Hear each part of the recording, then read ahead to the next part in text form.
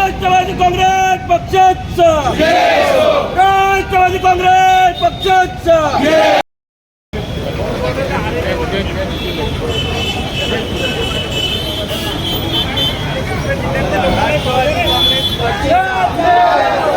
राष्ट्रवादी कांग्रेस पार्टीचा भैया साहब तुम आगे बढ़ो, हम तुम्हारे साथ हैं। और साहब तुम आगे बढ़ो, हम तुम्हारे साथ हैं।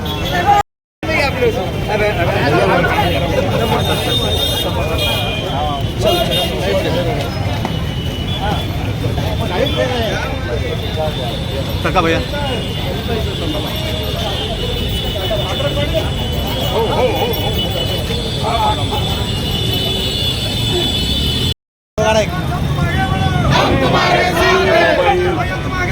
हम तुम्हारे साथ हैं। छत्रपति शिवाजी महाराज की जय, छत्रपति शिवाजी महाराज की जय।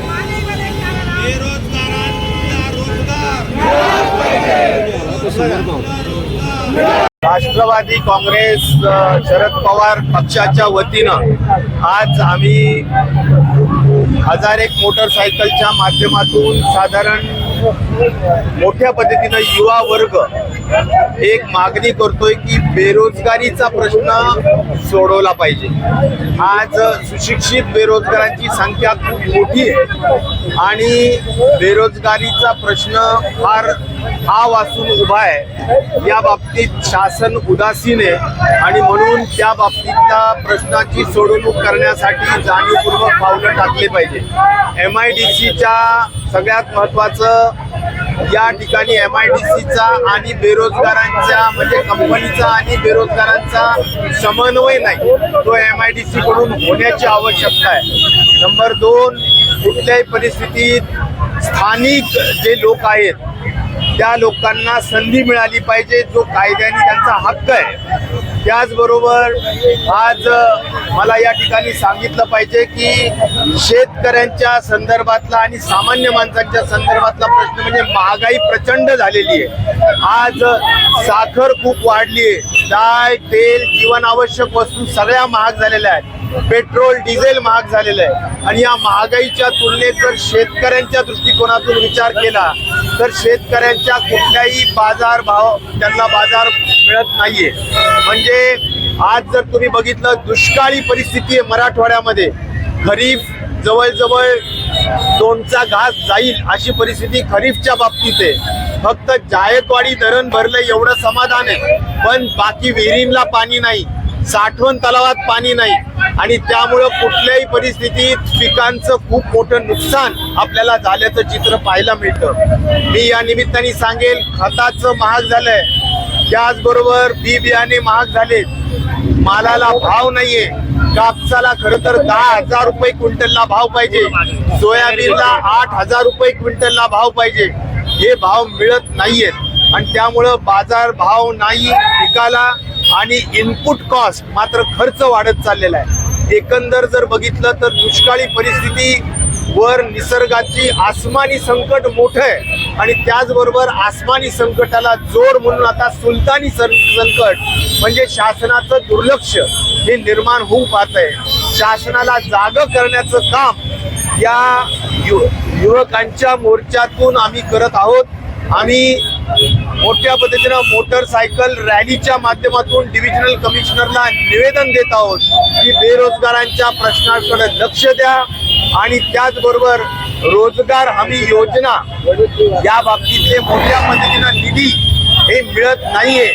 आपण जर बघितलं रोज लोक काम करतायत पण त्यांच्या हाताला जे पैसे मिळाले पाहिजे आठवड्याला ते मिळत नाहीयेत। 25-15चे 2-2, 3-3 वर्ष झाले पैसे मिळत नाहीत। रोजगार हमी योजनेच्या विहिरीचे पैसे मिळत नाहीत। अशा अनेक समस्या आहेत. त्या सगळ्या समस्यांचं निराकरण शासनाने लवकर करावं अशी शासनाला आम्ही डिव्हिजनल कमिशनरच्या माध्यमातून विनंती. मराठवाड्याच्या अनुषंगाने एक महत्वाचा प्रश्न आहे की जो नदीजोड प्रकल्प आहे तो नदीजोड प्रकल्प केला जातोय तो मराठवाड्यासाठी, मात्र त्याचं कार्यालय नाशिकमध्ये आहे. त्या समितीमध्ये एकही मराठवाड्याचा अधिकारी नाहीये आणि मराठवाड्यासाठी जी योजना आहे त्याचं पाणी आता सिन्नरला देण्याचा घाट चालू आहे. त्यामुळे कुठेतरी मराठवाड्यावरती पुन्हा पश्चिम महाराष्ट्राची म्हणावं किंवा अहिल्यानगर आणि नाशिकची पुन्हा एकदा पाण्यावरती डल्ला आहे अशा पद्धतीची सध्या परिस्थिती आहे. मराठवाड्याचा नेता म्हणून तुमची काय प्रतिक्रिया आहे? हे बघा, मराठवाड्याच्या पाण्याच्या प्रश्नाबद्दल आम्ही नेहमी संघर्ष करणारे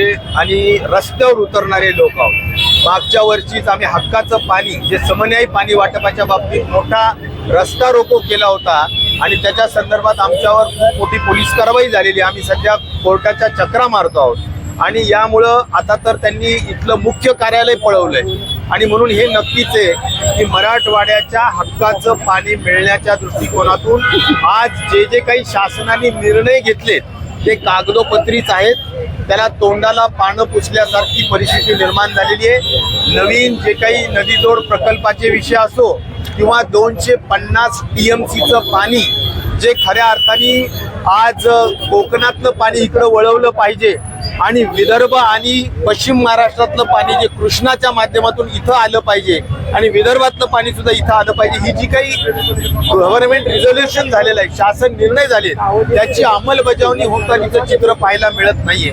250 TMC पाणी मराठवाड्याला नुसतं शासनाच्या शासन निर्णयातून घेऊ केलंय, परंतु प्रत्यक्षात मात्र मराठवाडा तहानलेला आहे, घशात कोरड आहे आणि त्या सगळ्या संदर्भाने सुद्धा तातडीनं इरिगेशन डिपार्टमेंटनी निर्णय घेण्याची आवश्यकता आहे, निधीची तरतूद करण्याची आवश्यकता आहे. वडेट्टीवारांचं एक विधान आहे की त्यांचं असं म्हणणं आहे की महाराष्ट्रातल्या मराठा नेत्यांमध्ये मोठ्या 90% नेत्यांनी कुणबीचं म्हणजे ओबीसीचं प्रमाणपत्र काढलेलं आहे. सुप्रिया सुळे यांच्याकडे देखील तो प्रमाणपत्र आहे, शरद पवारांकडे आहे की माहीत नाही. या वक्तव्याला तुम्ही कसं बघता? हे आता मला वाटतं जे शासनाने शासन निर्णय काढलेले आहेत मराठा समाजाच्या संदर्भाने त्याची अंमलबजावणी व्हावी एवढीच त्याच्यामधली रास्त अपेक्षा आहे. मला वाटतं त्यापेक्षा अधिक बोलण्यासारखा विषय